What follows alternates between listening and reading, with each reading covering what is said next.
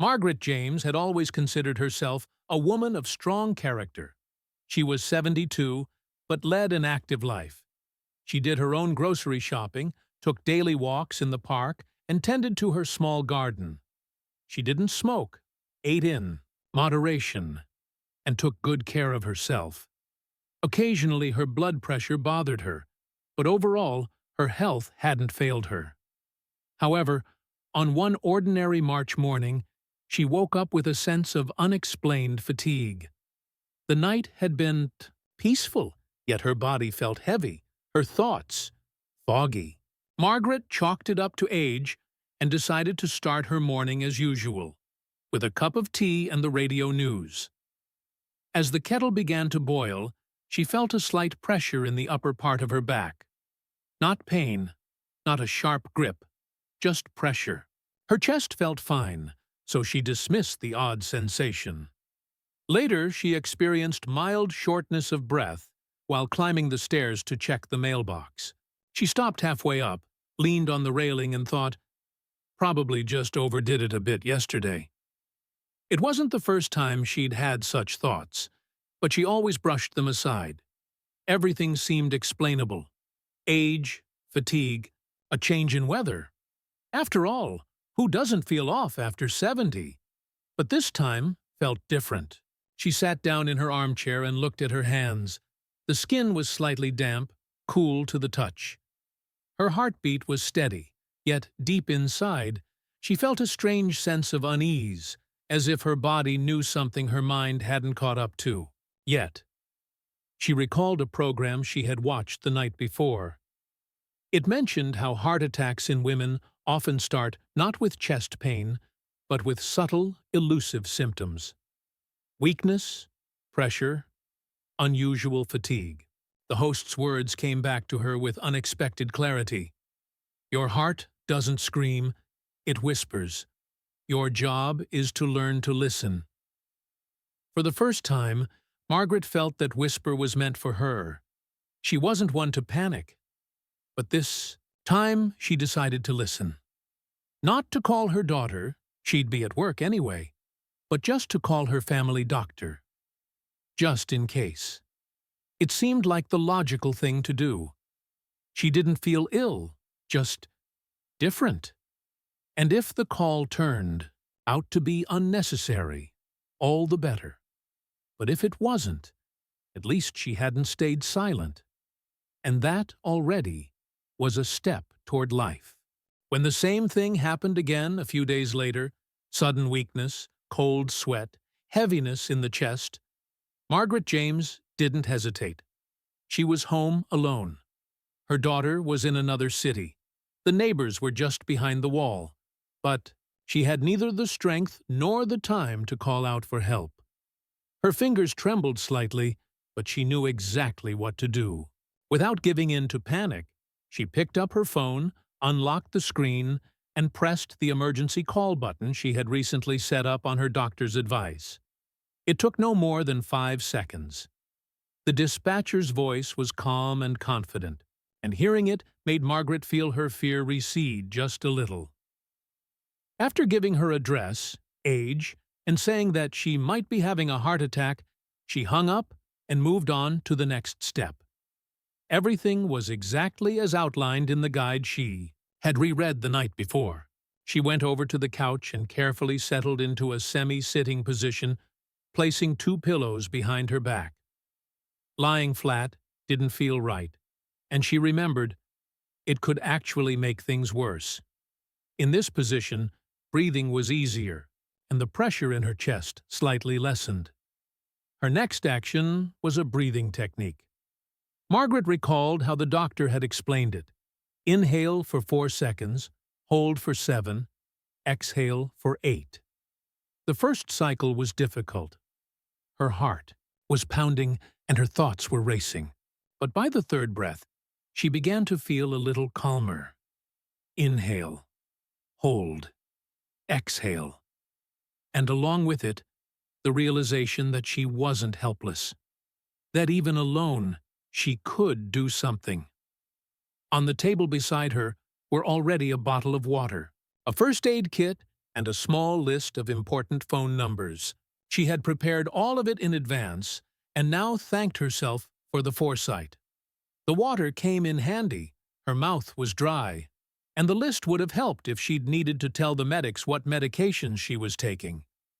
Fortunately, that wasn't necessary. Yet. Everything was within reach, and at that moment, Margaret didn't feel fear, but focus, as if everything inside her had gathered into a single whole, and every second mattered. She understood that she had done the most important thing, called for help. Everything else now was a matter of endurance. Panic wouldn't help.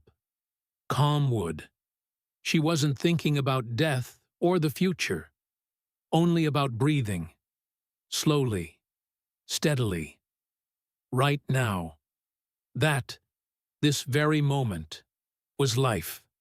And in the quiet room, filled with anticipation and the faint sound of water dripping in the kitchen, Margaret kept breathing. She knew. Now all she had to do was wait.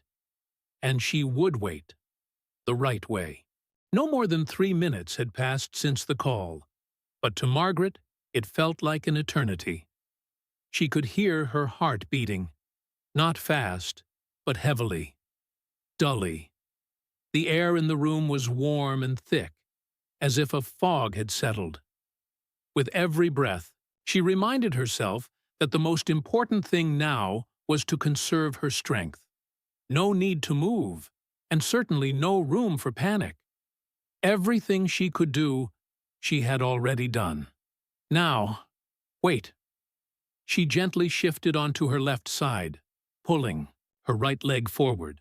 This position, recommended by doctors as safe in cases of suspected heart attack, helped her feel a sense of balance, both physical and emotional. Her back was supported by pillows, her heartbeat steady. She tried not to think about the worst. She focused on her breathing. She imagined the garden behind her house, green bushes, neat flower beds, the smell of roses after the rain. It helped distract her from the anxiety, eased the inner tension. She had left the apartment door unlocked. That was one of the tips a paramedic had once given her. In emergencies, every minute counts, and a broken door only creates more obstacles. On the fridge hung an envelope labeled medical information. Inside was a list of her diagnoses, medications, and her daughter's phone number. She had prepared all this one evening after watching a show about first aid. Back then, it all seemed theoretical. Now, it was real. She hadn't taken aspirin. She had a history of stomach ulcers, and her doctor had warned her strictly, only on his instructions. She remembered that, just as she remembered not to talk too much. She had placed the phone beside her in case the dispatcher called back, but tried not to get distracted. Any movement, any tension, was extra strain on the heart. She did her best to remain calm. Her eyes closed, her breathing steady. Another few minutes passed. A car rushed by outside, but it wasn't the ambulance. Her pulse quickened slightly, but she immediately returned to her breathing exercise. Inhale, hold, exhale, calm. This was how she survived. Every second, every movement, intentional. It was her way through the storm. Not in panic, not in fear, but in focused acceptance. She had done everything within her power. And in that vulnerable yet strong silence, Margaret could feel it. She was fighting. And she had a chance. After that incident, many things in Margaret's life changed. She survived. The doctors said everything had gone relatively smoothly, without serious consequences, largely thanks to how wisely she had acted in those first critical minutes. The experience didn't frighten her. Rather, it sobered her. It reminded her of the most important thing. Life is fragile, but manageable, if approached with care and attention.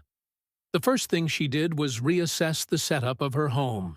She cleared the hallways of rugs and unnecessary furniture, so in case of an emergency, she could move around easily or allow medics to enter without obstruction.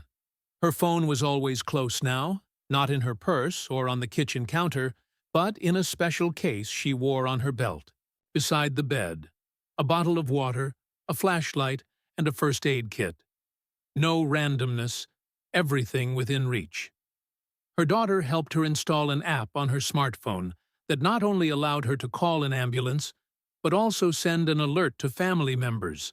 At first, Margaret had been skeptical, but after testing it, she felt reassured. She no longer felt alone, but protected. She even recorded a short video message for her daughter, explaining where to find everything important if something were to happen. Her mornings no longer began with the news, but with light exercise.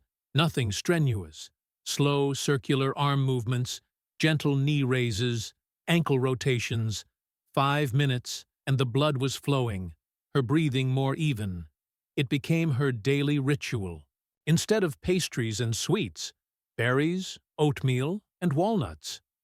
She ate fish twice a week now, and lots of greens, both on her plate and in her life. Margaret started meditating, at first just sitting in silence for 5 minutes, then learning to focus on her breath. It helped her cope with the fear that sometimes crept back in. She also began drinking more water, reminding herself that even mild dehydration adds strain to the heart. And none of it felt like a burden. On the contrary, it brought a sense of inner order.